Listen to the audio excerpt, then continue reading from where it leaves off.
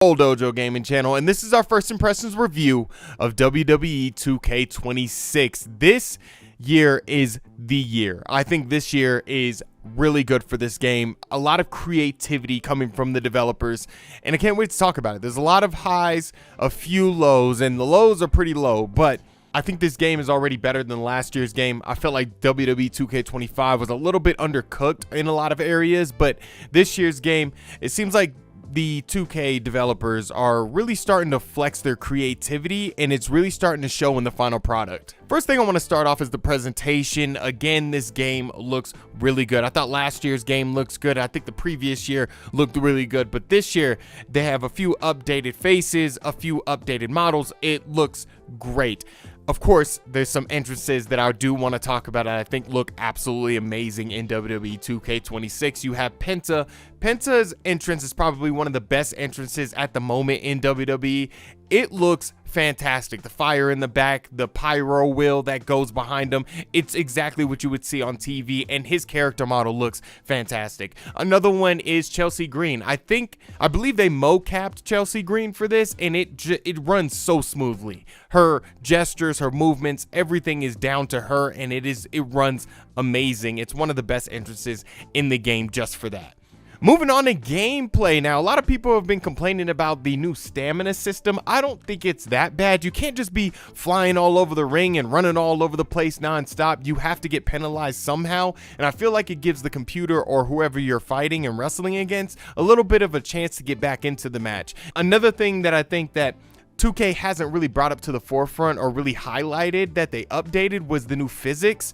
They have ragdoll physics now. So I don't know if you guys seen online where people are just throwing wrestlers from unbelievable heights and just crashing onto items and tables, and it is just creating this ragdoll effect, and it is hilarious. It is hilariously fun. I even have a few clips myself, and it is such a good addition to the game. It makes it really funny and just hilarious. It's super fun. The reversals, the transitions, the overall gameplay is extremely smooth.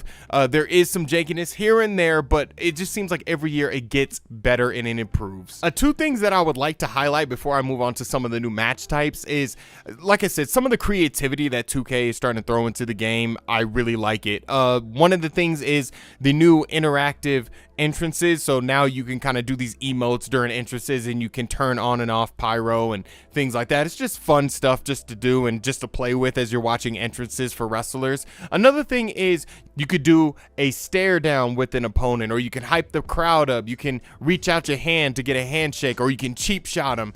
You can also go right into chain wrestling, or you can go to trading blows. I feel like this builds the tension in a match, and it also creates a story. I feel like this particular feature was made for universe mode, but I think they just decided, okay, screw it, we can put it throughout the whole game, so you can be an expedition and you can do this in the island.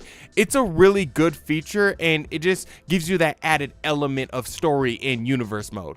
In terms of new match types, you have Inferno match, Dumpster match, 3 stages of hell, and the I Quit match. Now, I'm not too crazy about these new set of matches. Some of them are returning and were taken away years prior, but I'm not too crazy about these. Let me know in the comments what you guys think about the new match types. But I played a few of them. I'm not crazy about it. Maybe in my universe mode I might dabble more into them, but I'm not crazy about these set of match types. All right, let's move into the meat and potatoes of this first impressions. I want to start off with the island, because last year the island felt undercooked. It felt underwhelming, and I didn't play much of it. But this year they've added some stuff, and it really feels like there's some substance behind the story and what the direction that WWE 2K is going in. So this year you have 3 factions to choose from in the island. You have the Order of Anarchy, you have the Order of Shadows, and you have the Order of Tradition. Now, whichever one you choose doesn't matter too much, except some story elements here and there, but you can actually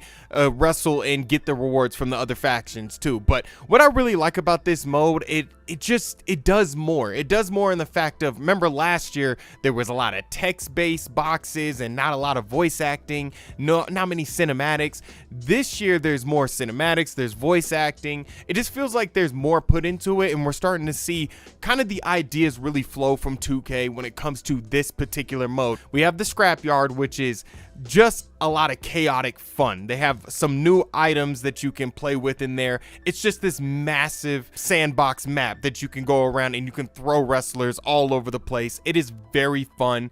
I love the fact that they added something like this because it's just basically a playground just to mess around in. Another new feature in the island is towers. So towers feels a little bit like a rogue-like wrestling feature to me because you play a series of matches going up the tower, getting rewards. You can get VC through this feature. Wrestle in a match, and whatever condition and how much you got beat up, you'll go into the next match with that same condition. So it's a bit challenging, but it is extremely fun. It is a great way to just get VC, get some new clothing, get new items. It is really fun, and I'm glad they added something like this because the island, that was the problem with the island. The island was to go here, do these matches, and that was it. This gives you incentive to do something completely different and earn rewards while doing it. Overall, I like some of the new additions that are in the island. I love the storyline. I feel like there's just more substance behind it. There's more creativity in the overall mode. I'm very hopeful for the future of this mode, and that's what is exciting me the most. Of course, the VC is just ridiculous. Some of the clothing items are just super expensive, but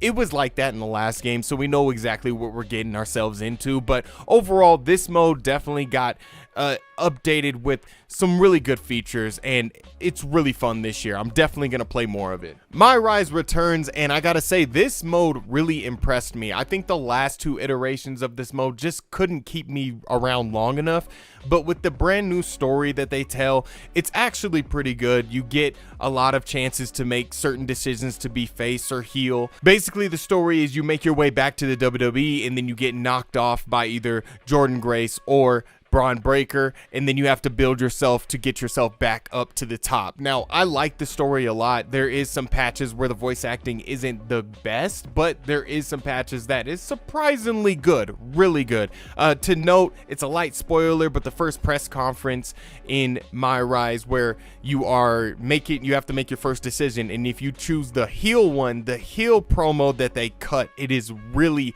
good. It sounds like it came straight from WWE programming. It is a really good promo, and it sets up such a great playthrough.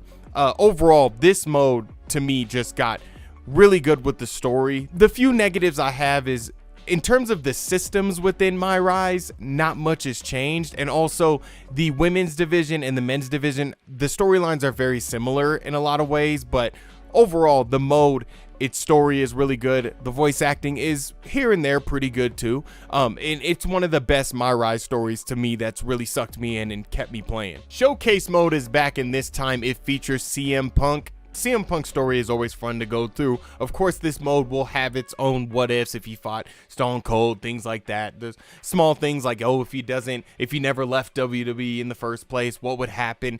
There's always those what if things. Also, this mode provides that wrestling history lesson that I always like. Last year, it really gave you one with the bloodline going all the way back to Yokozuna. Yeah, the CM Punk one is really fun. What's really good about this mode this year is now they have the gauntlet, so you don't have to play through the whole showcase mode to get all the rewards. You just gotta beat up, I think, 10 or 20 guys, and it's pretty hard. It's definitely challenging, but it's loads of fun.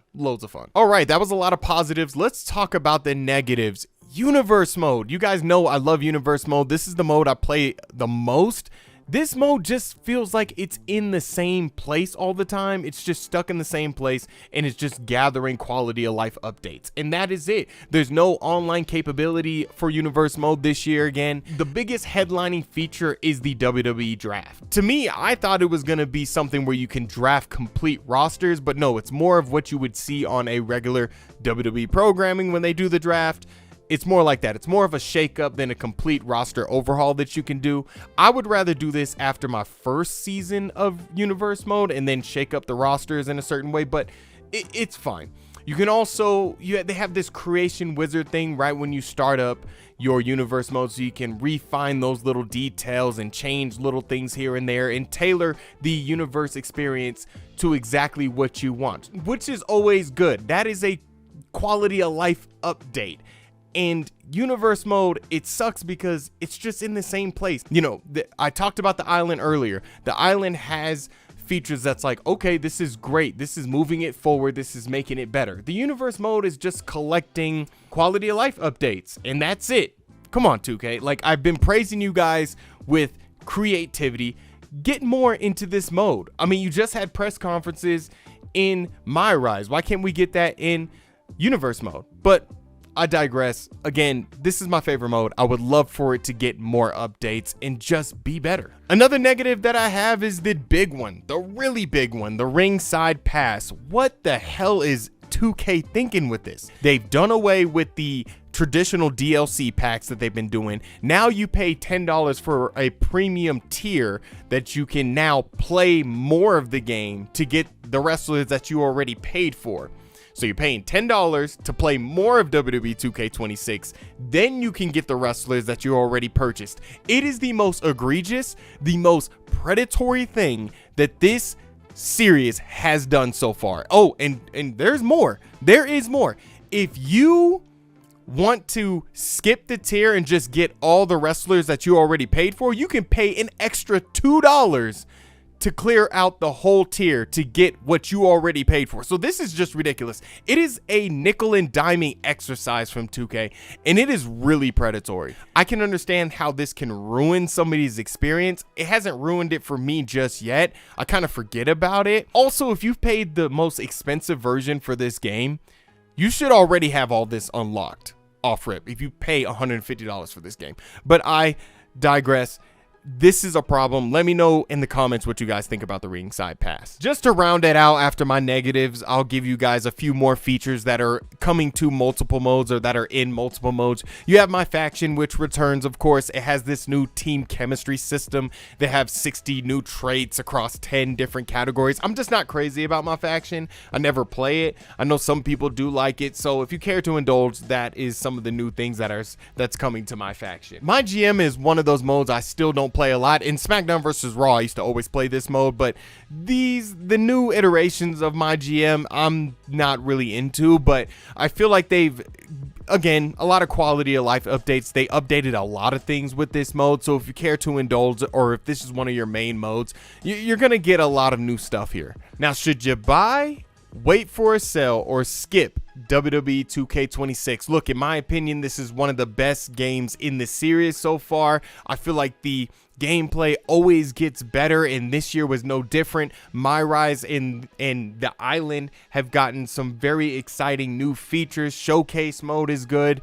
I think it is a buy. Now, that doesn't mean I don't like how the universe mode is being treated at the moment. I feel like 2K needs to put some of that creativity into the universe mode and make it better.